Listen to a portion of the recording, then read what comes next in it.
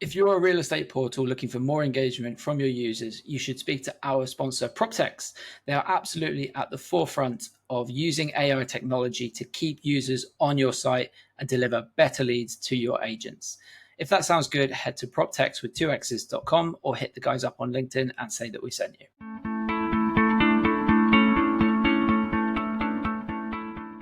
Hello and welcome to the PPW Pod, bringing you news, views, and interviews from the world of real estate marketplaces and PropTech. Today, I am joined by Simon Baker. How are you, Simon? I am very good, bright and early here in the morning in Miami. And Harvey Hancock. How are you, Harvey? Very good, thank you, Ed. How are you? All right. I apologize if you hear some baby screams in the background. They should get edited out when we come to edit this. Why would the baby? Nothing to be done. There's no daycare in August, and it's 37 degrees outside, so we can't take him outside. It's just No one's strangling him. yeah. Well, yeah, I promise. Yet. Yet. Okay, today's episode is a news roundup. It's financial season, and some big real estate portals have been reporting on their Q2. Harvey, why don't you tell us about one of them? Yeah, let's start with Zillow, shall we? Zillow come out very late last night for us, so we've been busy writing it up this morning. Q2 revenues reached $655 million for the quarter, and obviously for the first half of the year, we've also got $1.25 billion in revenue. We've got a net profit again from Zillow, $2 million for the quarter. We've got $2 million on how much revenue? 655 million. So it's basically break even. How long have they been around? They've been around a long time. Okay, so just curious. Keep going. Yeah. Okay. I will keep going. A lot of double-digit growth across the main segments. So we've got for sale, we've got rentals, and we've also got mortgage, and it's healthy growth across the board for Zillow. The only caveat being that obviously there are some controversies facing the business at the moment, so got to take the rough with the smooth, Ed. Yeah, thank you. Rental is particularly interesting. So Zillow's rental business, for those who don't know, they've kind of allied with what are normally their competitors, Redfin and Realtor.com, to bring their rentals businesses together. And rental at Zillow, rental revenue was up 36% year on year since they've done this. They've been very big on trying to get what they call in the United States multi-family listings. So these are listings from big, often institutional landlords, and they've done a pretty good job of getting this inventory. Currently up 45% year on year, this multi-family inventory, but it may have come at a price because as we saw, I think this dropped on Monday, Zillow is being sued. Harvey, why don't you tell us who Zillow is being sued by for anybody who's been living under a rock? Yeah, so firstly, this isn't the Compass lawsuit. This is a whole new lawsuit, and this time it's CoStar. And this is a big one, actually, because CoStar is claiming that Zillow has used over 46,000 images over 250,000 times across Zillow, Redfin, and Realtor.com. CoStar sent through a lot of documentation to accompany the press release, including an 1,800-page document of every image being used on Zillow's website and when they Did you found read it? I scanned it. We'll put it that way, Ed. It was a long old read. It was a heavy read, and the cons coming out it were pretty strongly worded. I think CoStar thinks it's got a watertight case here because they're going pretty big on their language surrounding this lawsuit. It'll be very interesting to see what comes next because they did claim that Zillow could be facing up to $1 billion in damages based on the length and breadth of the image. The copyrighted image infringements that they've been up to in the last few months. This is a biggie. Yeah, thank you. This does seem like a biggie, certainly.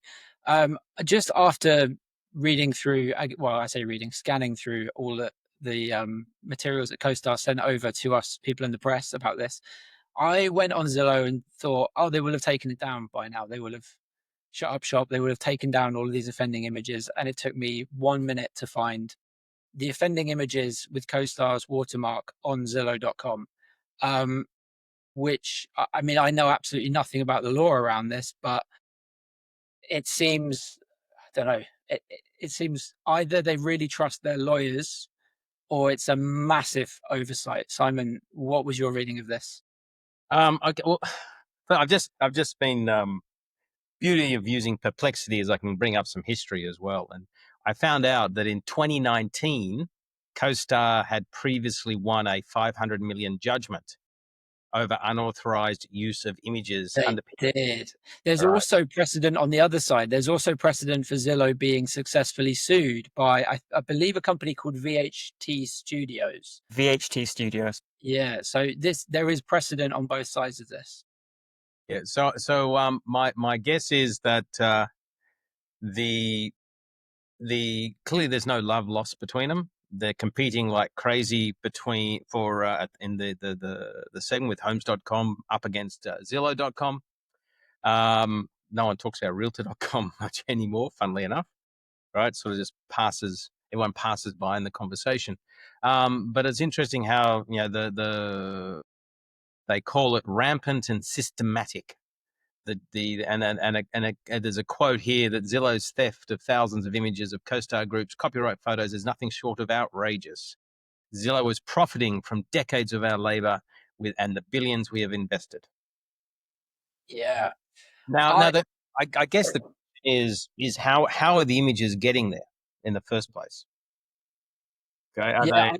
I believe what's happening, and this could be a very simple, a simplified version of what's happening, but I believe what's happening is that these multifamily landlords have images that were taken on their behalf by somebody working for CoStar, which they have then uploaded to Zillow's content management system, I think. Now, I imagine that Zillow's going to say we're not responsible for this because it's this third party, these landlords that are uploading images that they believe to be theirs. Is this is this Um, is this from CoStar or from Matterport? from CoStar. CoStar. CoStar. Okay. What I don't understand in all of this is why CoStar would wait until it saw 47,000 offending images. Is it just to have a bigger case? Because, I mean, they will have noticed this going on probably a while back. They've been, I think they've been lying in wait, collecting the evidence, watching, waiting, and then thinking, okay, let's wait until we hit a X amount of dollars in damages and then hit them where it hurts. And also interesting, just a nice little summary I'm reading here is that the lawsuit also warns. Luckily, I don't have to read the 18,000 pages. Right, the lawsuit also warns that Redfin and Realtor.com could also face legal action if they don't remove the disputed images promptly. Yeah, so they Yeah, weren't named as co-defendants in the official lawsuit. They've just been sort of name checked in there saying, if you don't comply, then we'll come after you as well. I think yeah, clearly what's happening is that the broader, if you look at the broader game between Homes.com and Zillow, you've got clearly they're battling to see who's going to become number one. Clearly, Zillow is still ahead, probably a long way ahead. I haven't looked at the stats recently. Clearly, Zillow is growing, as we just talked in the previous bit, 15% year or quarter on quarter, or quarter on previous corresponding quarter growth. They're making a couple of million out of 650 odd million in free cash flow or profit. EBITDA of 155, Yeah, but Simon. they use yeah. this. They put adjusted at the front of it, so you don't really know what it means. So you're not quite. So they use a lot of stock-based compensation, and if I'm paying you, Harvey, in shares rather than cash, I'm still paying you, right? So we can adjust it all we like, but give me a break. It's still costing the company something. But you take all of this, and then also the clearly Zillow's stance on the 24 hours you got to put up the listings, otherwise you're banned from Zillow, or that listing is permanently banned from Zillow, and so on, which is clearly counter to how CoStar views the world. I think this is just another ramping up of the volume on the competition between the two parties. And and clearly, if you are CoStar and you've previously won a $500 million judgment over copyright infringement, you are probably sitting there going, I'm just going to keep squeezing and squeezing. And let's say they did get a judgment for, it says here potential damages could exceed $1 billion. Well, it could pay for marketing. Right? Just go back and market against Zillow. Thanks very much, Zillow, for giving me marketing budget. So I just think that it's clearly CoStar's done the work. They've got the images. They're claiming copyright. It'll work its way through the courts, and we'll find out how the world views it, or the legal system views it. Yeah, a bit of a preemptive apology on this. We are guilty of leading with CoStar and Zillow a lot on this podcast, and we're going to continue to do so. For anybody who doesn't want to listen to us talk about CoStar and Zillow, you might want to skip 15 minutes into any future podcasts. We will move on from CoStar and Zillow to talk about, well, maybe a little bit of CoStar, but mainly REA Group in Australia, because REA Group reported their financial year 2025. For some reason, the financial year in Australia doesn't really correspond to the year. Harvey, why don't you tell us about REA Group's financial year? Wait a second, I jump in here. It's a June financial year.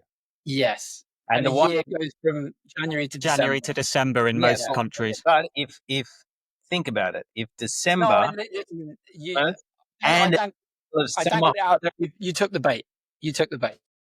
Anyway, wait. What's the financial year in England? I think it's April, to be fair. Yes. I think it's March, April, to be fair. Yeah. Yeah. Okay. So anyway, Simon took the bait. Right, whack-a-mole. That's what's important. So yeah, REA Group financial year 2025. We've got a 15% revenue growth and 23% net profit growth for the year. Revenues hit 1.67 billion, 1.56 billion of which came from property and online advertising, basically realestate.com.au. We've got EBITDA hit 969 million, up nearly 20% year on year. REA India had a decent year as well. Revenues grew 25% to 129 million Australian dollars. Okay, did it have a decent year though? Because I didn't read all of the shareholder stuff that they put out, but I did see some comments from outgoing CEO Owen Wilson, basically talking about how housing.com is losing relative market share, but it's okay because we can't actually measure what's going on the app or whatever. Did REA India have a good financial year? Because I know they've divested an asset there as well, right? So they've divested from PropTiger to Aurum PropTech, correct? They're still PropTiger. What is PropTiger? So PropTiger is not the portal, right? PropTiger is was that the brokerage site? Correct me if I'm it's wrong. Not a portal, it's more of a brokerage, yeah. So that was sort of like a secondary focus for REA India. They've divested from that to focus on housing.com. From what I read, housing.com remains a traffic leader, and it also remains an app download and views leader. They didn't really go into details in terms of market share from what I saw, Ed. So in fact, I asked you before the show where Owen Wilson's comments came from, because I didn't see anything in the shareholder letter to say that housing.com had a difficult year per se. But the revenues were up and the traffic visitations were still high. And I remember back in Bangkok last year, Dhruv, who was CEO at the time, did say that was the main strategy, was to be a traffic leader in India. They've retained that position at the very least. I can't say any more than that. No, fair enough. There was also some comments about the big bad wolf about to enter the Australian market. Domain's shareholders approved the sale on Monday to CoStar, right? Indeed, it was something like 99.87% of shareholders agreed that would be a good idea. So I think that's going to go through maybe even by, tomorrow, or maybe, Monday, Tuesday. It's going to happen very quickly. And we also know, based on today's news reporting from a company called Mumbrella, that Jason Pellegrino is going to come back as president of Domain, and CoStar has also appointed another CMO as well. So it looks like there's a lot of machinations happening at Domain, and it's going to be a nice ramping up of the competitive landscape in Australia. We can put it that way. Yeah. I again, I don't remember exactly where I saw them, but I saw quotes attributed to Owen Wilson to the effect of, "We're not scared of Domain. We know what they're going to do. We've seen their playbook." That's probably what he'd have to say, right? It kind of reminds me of like a sports captain who's, you know what they're going to say in the interview after they just lost, or after there's some controversy. You kind of know what they say. They're media trained. Simon, have you ever had to give a real like media trained sports captain interview?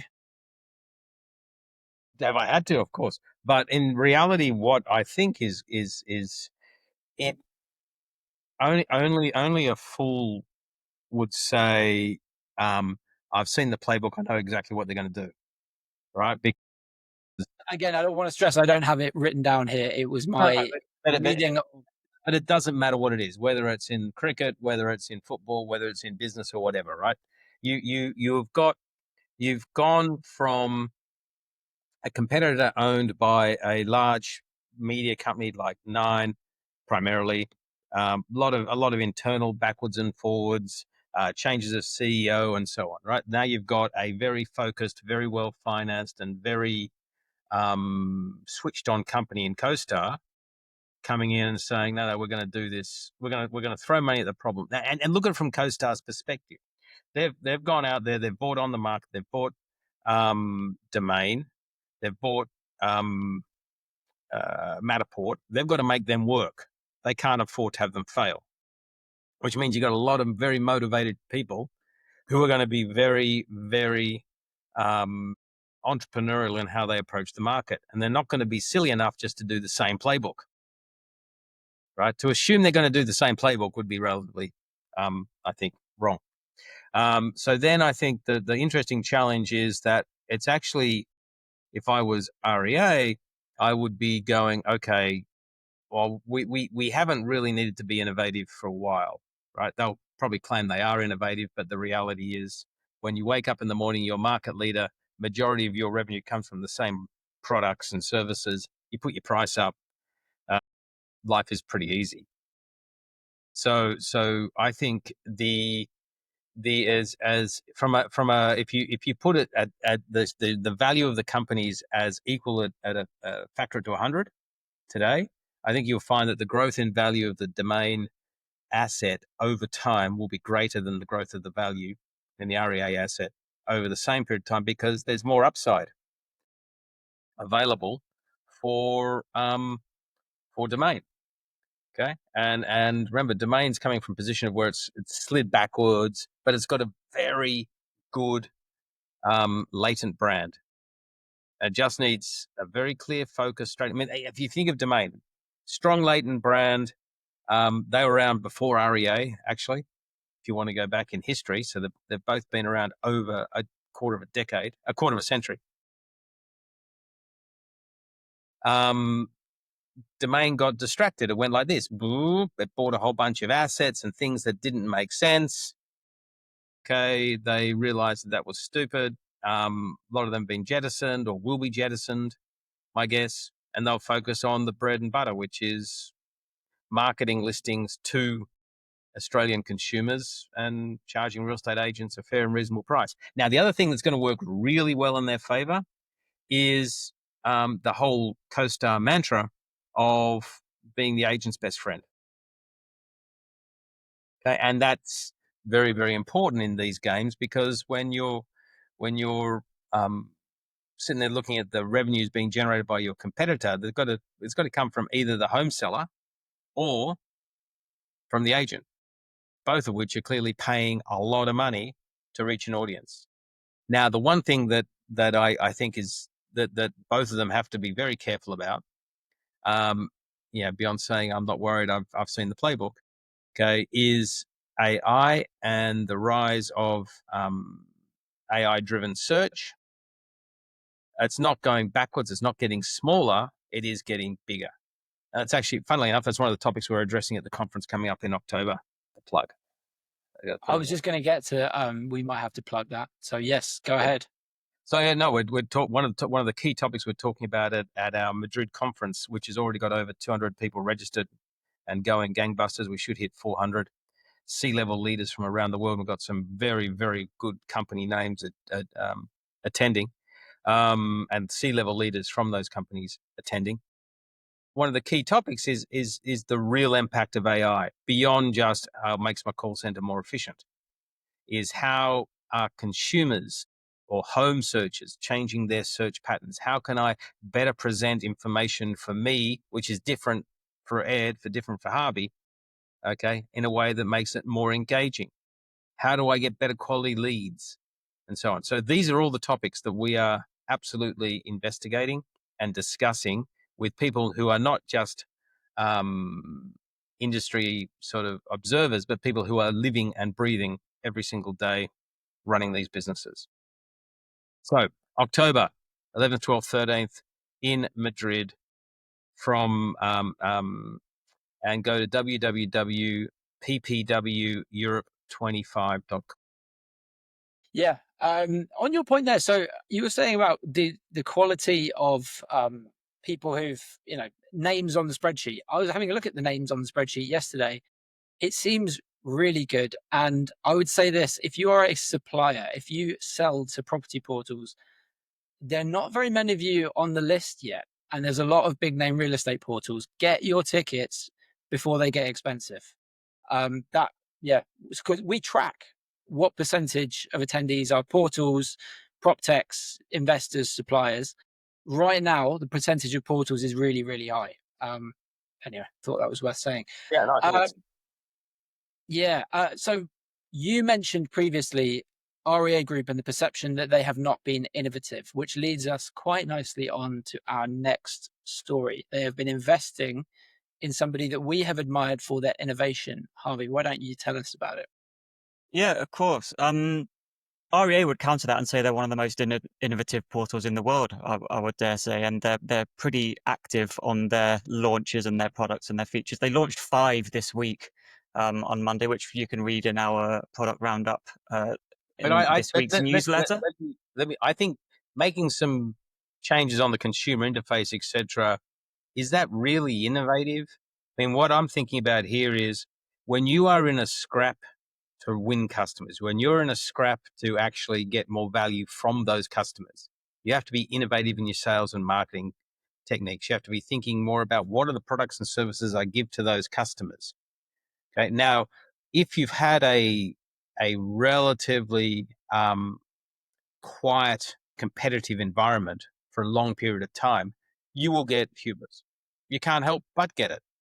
Right? It's very hard to keep an organization up to be super innovative. Innovative because innovation is more than, hey, I've got this great funky little bell and whistle on my website. Innovation is there a culture internally around innovation? Is there a culture around we're going to do things super differently? We're going to find a way to win new customers. Okay, or is it a case of they got I'm to going to use? challenge. So we've praised some companies, especially some market leading companies on this podcast for sticking to their knitting, for focusing on what they do really well. REA Group, I can't remember what the net profit was for this year. I did read it, but it was extraordinary, right? Why do they need to be innovative? Why reinvent the wheel? I just, for me, their core product is showing people homes. And to be fair, as Harvey said, they just released, I don't know, 5 updates to how they do that, which are all, pretty proactive. They seem pretty proactive in my opinion. Why do they need to be innovative? They don't necessarily need to do what Scout24 have done and start charging the consumer or whatever. They're making great money. Why do you, I think they need to do it. Firstly, they need to do it because they know they've got some competition coming into the market. I think there's getting a jump on and a head start on maybe wrapping up some tech and some ideas that might have been of interest to other portals, for example, which is what we're going to segue onto in a second. But also, they're operating portals in like India as well. And I think that's a market that they're potentially looking to try and dominate. that's an emerging market where people are going to perhaps be more responsive to new and innovative ideas. Perhaps I'm not tied to that idea. I'm just throwing it out there that perhaps the need for innovation comes from the external competition in Australia, and also the need to try and take market leadership, specifically in India. Anyway, Harvey, tell us, who have they invested in? They've invested in Go around. Jitty. They've invested in Jitty. Our friend Graham Patson, who actually appeared on the podcast. He was one of our first podcasts last year, and we asked him, "What's the end game here?" And he said, "I've got no idea, but we're just going to keep on building and keep having fun and see what happens." And about 18 months later, they've now raised a seed round of $3.8 million, and REA Group has taken a circa 10% stake in Jitty, which means that there's some interest from them. So well done to Graham and the team. They've been working really hard, and the fruits of their labours are now starting to Yeah, come to it's the worth fore. mentioning. It's a great story. Yeah, thank you. It's worth mentioning just why we talk about Jitty and just why there is a lot of buzz about Jitty. They seem to be launching. So if you follow them on LinkedIn, you will have seen they seem to be launching new features which are apparently either world firsts or kind of, reasonably cutting edge almost every month. There was one today where it's like polygon map based search where you can edit the polygons.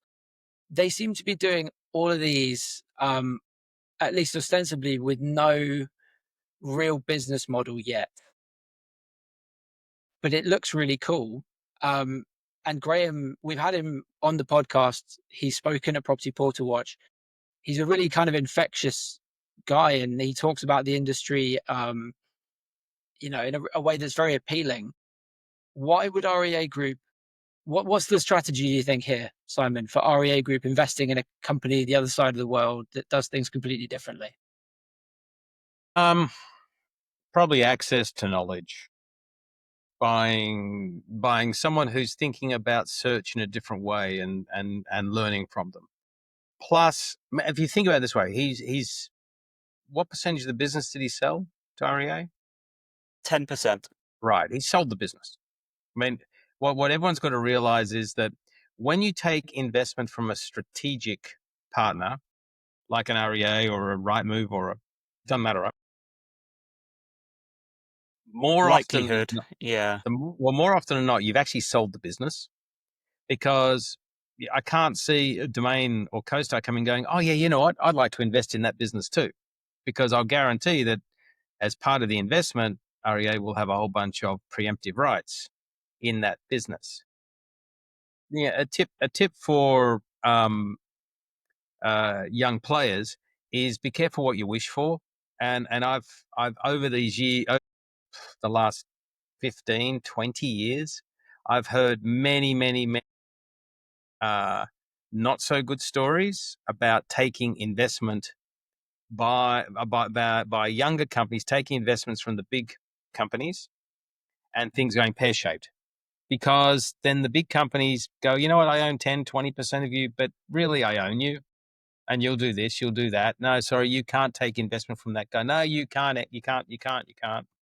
whatever. And they end up with problems. And there are many of these stories out there. Okay, so you've got to be very careful who you take your investment from and the terms and conditions attached around the investment. Now, we don't know anything about it. We just know it's happened. Okay, but if I was to be in the shoes of someone taking investment from a big player, and they want to put 10% in, I go, great, thank you. Now, what's the roadmap for you to have 100%, so that I know how I'm going to get out of this? Because I now can't sell it to CoStar, I can't sell it to CoreLogic, I can't sell it to Rightmove, I can't sell it to Zoopla, because you'll block it. Yeah, sort of like the first mover advantage went to REA Group on this, which I guess brings us back to the question: is what is it about Jitty that makes them worth taking that first mover risk on the business, right? I don't know. I actually don't know, because what concerns me is when you use products like Manus.ai, etc. They do a fantastic job at searching any area you want, preparing you a list of listings to look at.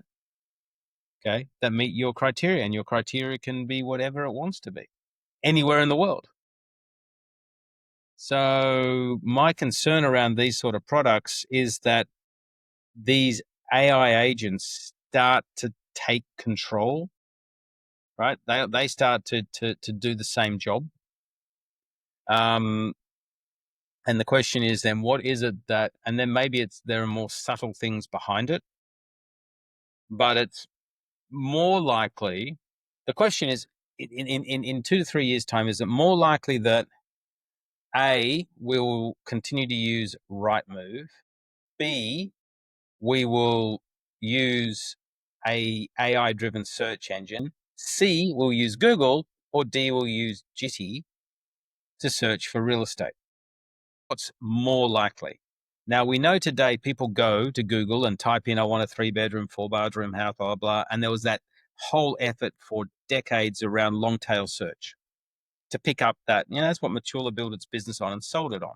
Okay. How do I make sure that I get my listings in front of people doing that search? Because people think of Google as, basically the default, the de facto search. And then what would happen is it would then go off, it would search all the websites, and it would come back and say, go to Rightmove. And then, of course, you learn about who Rightmove is, and you get to understand. Clearly, Google is not going to sit around and do nothing about AI-driven search. Okay, the search experience now on a Perplexity versus Google is infinitely better. Okay, I literally, while I was sitting here and we were talking about Zillow, I just typed in, give me Zillow's quarterly revenue comparison. And literally a table turns up in front of me, all the quarters, including 2025. So Q2 2025, end of June, so just been released. And I could see quite quickly, and it goes year on year change, 15%, 13%, 17%, and so on. Now that is Google on steroids, right? Because I go to Google, I say, can you give me Zillow's quarterly revenue comparison? It's probably going to send me to MSN Money or someone, right? And then I have to go to that site, and then I have to go to the right page, and so on. This has taken that whole jump, and it puts in the way I want to consume it. If AI has the capacity to do that for a simple thing as a table that I've got sitting in front of me here, it can do the same for real estate listings, for sure. Okay. It's just a matter of time for it to get smarter and smarter and think about how to present it. And I've been playing around with it, and I've been dealing with some people who are very good at understanding how to write the right, not queries, what do you call them? Prompts. Prompt, thank you. And they get this nice long list, and they say, great, put it in a website. And then they'll get a website with a link from Manus that I can then share with someone that has listings in it. It's like a mini website made for me for the listing results. Now, with all of that happening, right, either A, all these websites have to learn how to present their information for the Perplexities, for the Chat GPTs, for the, there's, what is it, like 1 billion Chat GPT users or something crazy. Okay. Man, that's a big chunk of the population. Or two, they're going to have to change their search interface, but that's a big change for them, right? And people, that's sort of like, I'm going to play. It's going to be like a click away. It's not going to be front and center, and so on. And I think that the Jitties of the world, if you're REA, you're probably saying, I'm interested in the technology. I'll invest a bit. They're going to be my little R&D center. I'm going to learn from them. Thanks very much. And the good news is I've now got my hand on that asset. They can't sell to anyone else. And it's cost me how much again? Not much. What do they invest? The round was worth $3.8 million, and a certain percent of that was a circa 10% stake by REA, but we don't exactly know So let's say they put in a couple of million dollars. But for a $30 billion business, $35 billion, yeah, just chicken shit. So of course, and if you're now, that's not being innovative. That's just investing in someone else who is innovative. Now the question is, do they do anything with it?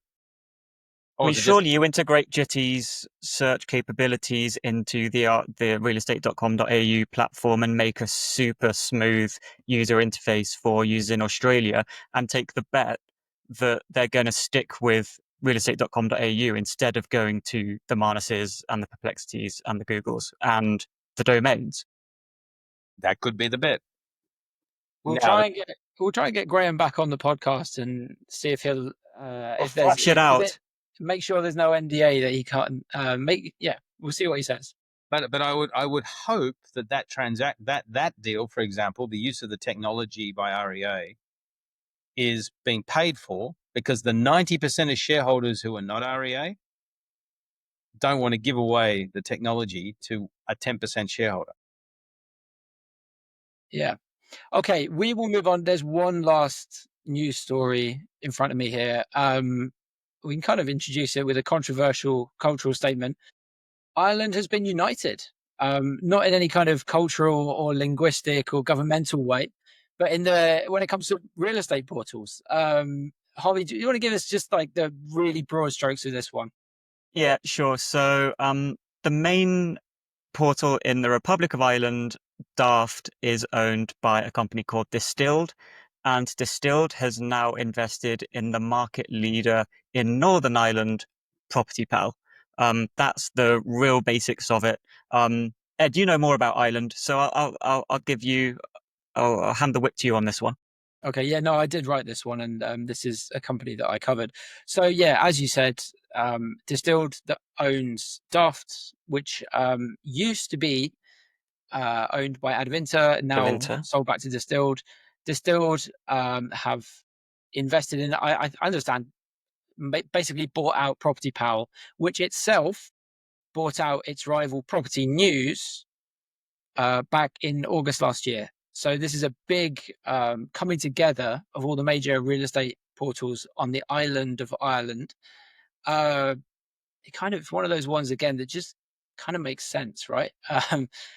What we don't know is how that's going to affect the business model of Property Pal and Property News. So Property Pal and Property News, specifically, I believe Property Pal, got in trouble with estate agents in Northern Ireland before it merged with Property News. So back in kind of early summer, spring of 2024, for trying to move from a basic pay to list system to a kind of a subscription system. So it will be interesting to see what then happens to the business model. We also have an interview. I've just been editing an interview with the only competition left in Northern Ireland, a portal called Homes NI, to basically see what they can do, because it seems like it's really sewn up the market, because Daft is pretty dominant south of the border, and Property Pal and Property News are very dominant north of the border. Interestingly, Rightmove, Zoopla, they don't really factor in Northern Ireland. So yeah, anyway, I thought it was worth Too much mentioning. politics involved, isn't there? Yeah, maybe it's too much politics for them. I know that actually On the Market pulled out of Northern Ireland a while ago because they didn't really have enough listings to make it worthwhile. Anyway, an interesting little case study, and yeah, a nice bookend to the podcast. Okay, gents, we've covered everything on the docket. We have pro mode Property Portal Watch. If there's anything left to do, it's not on the sheet in front of me. So we will leave it there for now, and people will catch us on the next episode. We've got a lot of good interviews coming up for the PPW podcast. There's about 4 or 5 of them with proper, interesting market leaders that we're all supposed to be filming in August, which will hopefully be with people very soon. Okay. Well, we're going to be back. We're going to try to do this every week, aren't we? Quick get together, Yes. 30 minutes, round the Well, ground. that relies on people having enough news for us to talk about. I think there's Also always true. going to be enough news to talk about. So we're going to make sure we do it on a regular. But I think it's good for everyone out there. From the people who feedback, they certainly enjoy the conversations. I actually was chatting to someone yesterday in Australia. It's actually 1 a.m. for them. They want to do a call. I have no idea why. And they said they love tuning into the podcast because they learn a lot and to apply it to their business. And so I think great to hear. and so that was fantastic from a gentleman down there. And what he enjoyed most was not only hearing about what's happening around the world, but also hearing about how various people approach building their businesses, so he could then apply it to his own business. So he took a lot of lessons, applied them, and so on. And he'd been at the Bangkok conference, and he said it was fantastic, and he's looking forward to next year's one. He's going to try to get to Madrid as well in that whole process. Good on him. So overall, I think it's incumbent on us to continue to keep having a chat once a week, hopefully on a Thursday, get it out for a Friday, and just do not only around the grounds of sort of what the news and everything's happening, but also we can dig into some business models and whether we think they're going to work or not, and have some good discussions as well. So we'll always have something to say, and hopefully keep the audience awake for the 40 minutes. Yeah, we'll try and disagree as well. Makes it more interesting. No. All right, Harvey, Simon, thank you, and see you on the next one. Have a great one. Ciao.